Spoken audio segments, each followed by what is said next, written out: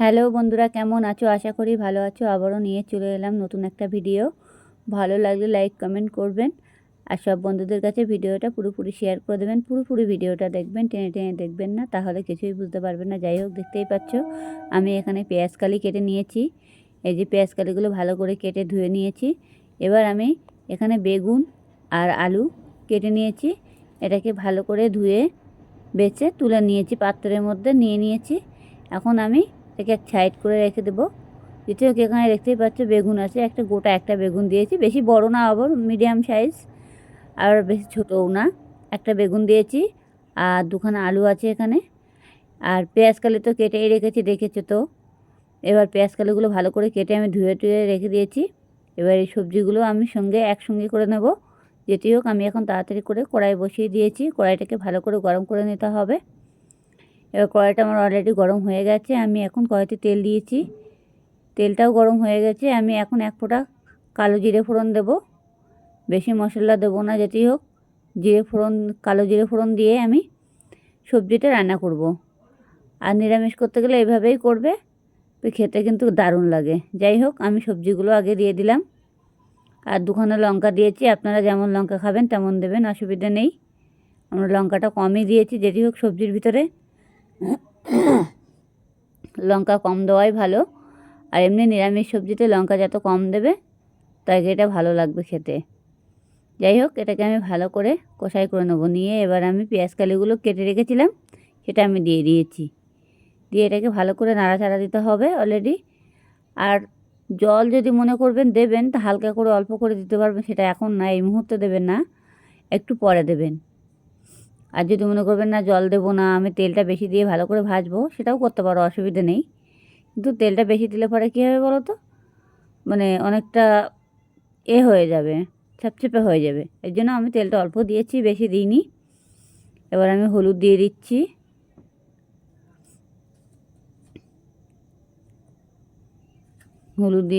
দিলাম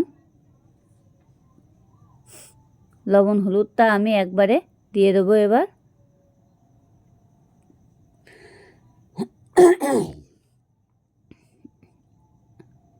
এবার আমি লবণ দিয়ে দিলাম।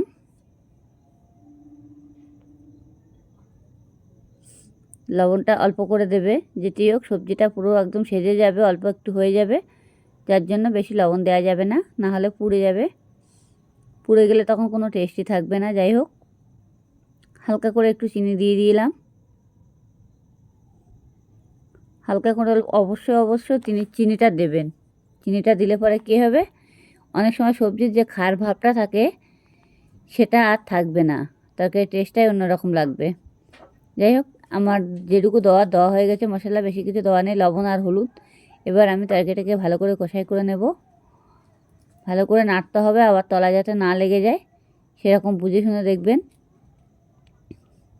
এটাকে আমি এবার একটু ভালো করে পাতিয়ে দিয়ে একটু ভালো করে নাড়াচাড়া দিয়ে কিছুক্ষণের জন্য ঢেকে দেবো।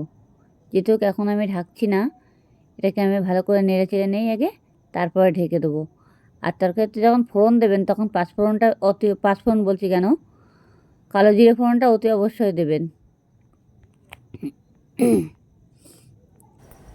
এখন আমি ঢাকা দিয়ে দিলাম। দেখো সবজিটা একদম পুরো সেজে গেছে, দেখতেই পাচ্ছ। আমার জল দেওয়ার কোনো দরকার নেই। সবজিতে যে জলটা ছিল সেটা একদম পুরোপুরি হয়ে গেছে অনেকটা। আপনারা চাইলে দিতে পারো, আর না চাইলে না দিতে পারো। জল দেওয়ার কোনো দরকার পড়ে না সবজির ভিতরে। অবশ্য সবজিতে যে জল ভাবটা থাকে না, সেটা পুরো একদম টেনে যাবে। দেখো সবজিটা আমার অনেকটা কত সুন্দরভাবে হয়ে গেল তাড়াতাড়ি।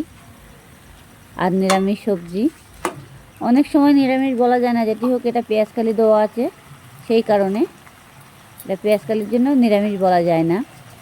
আবার অনেক সময় দেখা যাচ্ছে অনেকে এরকমভাবে নিরামিষ বলেই খায়। আমাদের তো আবার শনিবার বুঝে দেখে চলতে হয়, যার জন্য পেঁয়াজকালি শনিবারে আমাদের চলে না কোনো কিছু পেঁয়াজ ট্যাজ। আর এমনি সবসময় দেখবে কালো জিরে ফোড়ন দিয়ে যে কোনো তরকারি করলে পরে টেস্টই আলাদাই লাগে। আর পেঁয়াজকালি দিয়ে, বেগুন দিয়ে, আলু দিয়ে এভাবে সবজি রান্না করলে অবশ্য রুটির জন্য ভীষণ উপকারী এই সবজিটা।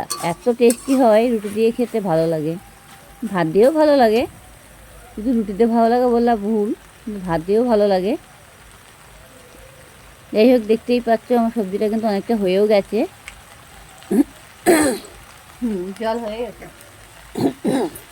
আলুগুলো ডুমো ডুমো করে কেটেই নিয়েছিলাম। আলুগুলো ডুমো ডুমো করে দিতে হবে, যেটি হোক। আলুগুলো নাহলে লম্বা লম্বা করে দিলে অনেকটা আলু ভেঙে যাবে। এরকমভাবে দেবেন না যাতে আলুগুলো ভেঙে না যায়।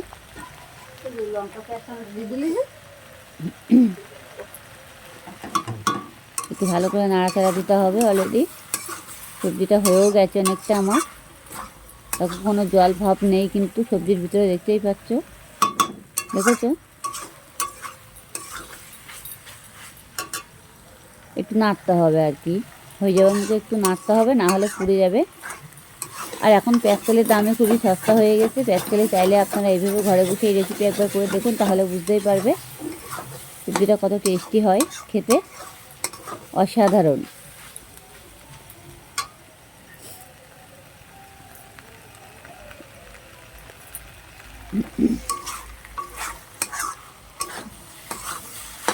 অলরেডি কিন্তু আমার সবজিটা পুরোপুরি কমপ্লিট হয়েও গেল, দেখতেই পাচ্ছ।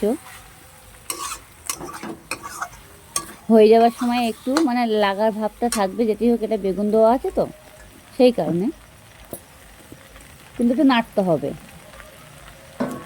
বেগুন দিলে পরে বেশি টেস্টি হয়। আর 3 রকম সবজি মিশানো আছে এটার ভিতরে। আবারও বলছি, পেঁয়াজকালি, আলু আর বেগুন। যখন সম্পড়া দেবেন তরকার থেকে তেল দেবেন, দিয়ে কালো জিরে ফোড়ন দিয়ে লঙ্কা দিয়ে ব্যাস এগুলো বসিয়ে দেবেন।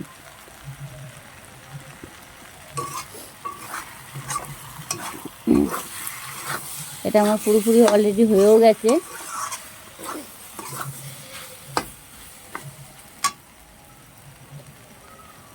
দেখতেই পাচ্ছ, এখন আমি পাত্রের মধ্যে ঢেলে নেব সবজিটা।